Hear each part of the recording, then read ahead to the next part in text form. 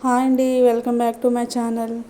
నేనైతే నా స్టైల్లో చికెన్ ఫ్రైడ్ రైస్ అయితే ఎలా చేశానో చూడండి. దానికంటే ముందు మన వీడియో అయితే లైక్ చేయండి. ముందుగా చికెన్ కడిగి పెట్టుకొని శనగపిండి, బియ్యపిండి, కార్న్ఫ్లోర్, చికెన్ మసాలా, గరం మసాలా, పసుపు, కారం వేసుకొని మ్యారినేషన్ అయితే చేయాలి. అల్లం పేస్టు, అదేవిధంగా నిమ్మకాయ కొంచెం అంతా ఆయిల్ని వేసి మ్యారినేషన్ అయితే చేసుకోవాలి.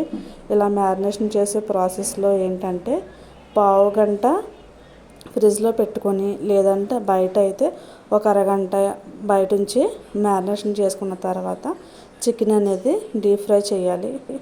అలా చేసుకోవడం వల్ల ఏమవుతుందంటే మ్యారినేట్ అవుతుంది కదా, అయినప్పుడు ముక్కకి పిండి అనేది అతుక్కొని ఉంటుంది. అప్పుడు ఆయిల్లో వేసినప్పుడు విడిపోకుండా బాగుంటుంది. ఇన్స్టెంట్గా చేసుకోవాలంటే చికెన్ పకోడీ అంతగా బాగా రాదు, తొందరగా ఫ్రై కూడా అవ్వదు. అందుకని మ్యారినేషన్ అయితే కంపల్సరీ చేసుకోవాలి. ఓకేనా ఫ్రెండ్స్, నా వీడియోస్ ఎవరైనా లైక్ చేసి చూడండి. అదేవిధంగా సబ్స్క్రైబ్ చేసుకోకుండా చూస్తున్నట్లయితే కనుక సబ్స్క్రైబ్ చేసుకోండి. నా స్టైల్లో కుకింగ్ ఎలా చేస్తాను ఏంటి అనేది మీకైతే చూపిస్తాను. నేను ఈ వీడియో కూడా యూట్యూబ్లో చేసి వంట అయితే చెయ్యను.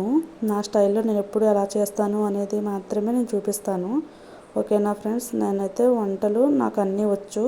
మీరు ఏదైనా వంట చేసి పెట్టండి అంటే కనుక కంపల్సరీ నాకు వచ్చింది అయితే నేను కంపల్సరీ చేసి పెడతాను. చికెన్ ఫ్రై చేసేసుకుని చిన్న చిన్న ముక్కలుగా కట్ చేసేసుకున్నాను. అదేవిధంగా ఇందాక డీప్ ఫ్రై చేశాను కదా, ఆయిల్ని కొంచెం వేసి 2 గుడ్లు అయితే వేసి ఫ్రై అయితే చేస్తున్నాను. ఇలా ఫ్రై చేయడం వల్ల ఏంటంటే నీచు వాసన అనేది రాదు. గుడ్డు అనేది పొడి పొడిగా ఫ్రై అవ్వాలన్నమాట. ఫ్రై అయిన తర్వాత పక్కన పెట్టుకొని అప్పుడు ప్రాసెస్ అయితే స్టార్ట్ చేస్తాను.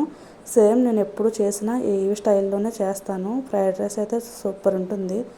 బయట అన్ని రకాలు వేసి కొనుక్కొని చేసుకునే కన్నా ఈ విధంగా చేసుకుని అప్పుడప్పుడు తింటే చాలా బాగుంటుంది. అలాగే ఉల్లిపాయ, పచ్చిమిర్చి ఫ్రై చేసేసుకున్నాను.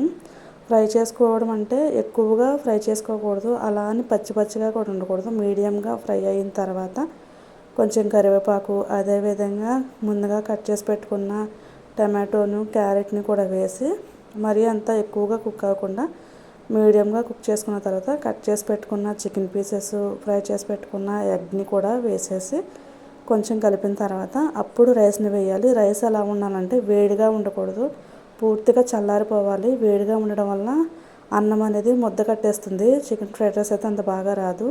పొడి పొడిగా ఉండేలా చూసుకోండి. అదేవిధంగా సాల్ట్ వేసుకొని ఉప్పు, కారం, అలాగే గరం మసాలా, కొంచెం అంతా vinegar, chilli sauce, soya sauce ఇవన్నీ వేసుకొని కలుపుకోవాలి. ఇవన్నీ లేకపోయినా చేసుకోవచ్చు, అప్పుడప్పుడు చేసుకుంటాం కదా అనేసి ఇవన్నీ వేసి నేను చేస్తాను. అదేవిధంగా చికెన్ మ్యారినేట్ చేసినప్పుడు నేనైతే రెడ్ ఫుడ్ కలర్ అయితే కొంచెం వేసాను. ఆ వీడియో క్లిప్ అయితే మిస్ అయ్యింది. మీరు ఆప్షనల్ వేసుకోవాలనుకుంటే వేసుకోండి, లేదంటే లేదు.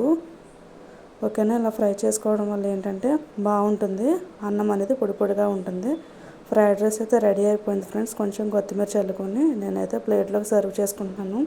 టేస్ట్ అయితే చాలా బాగుంటుంది. బయట తినేదానికంటే ఇంట్లో చేసుకుంటే చాలా హెల్తీగా ఉంటుంది. నా ఫ్రైడ్ రైస్ వీడియో ఎలా ఉందో చూసి లైక్ చేసి సబ్స్క్రైబ్ చేసుకుని కామెంట్ చేయండి ఫ్రెండ్స్. ఓకేనా.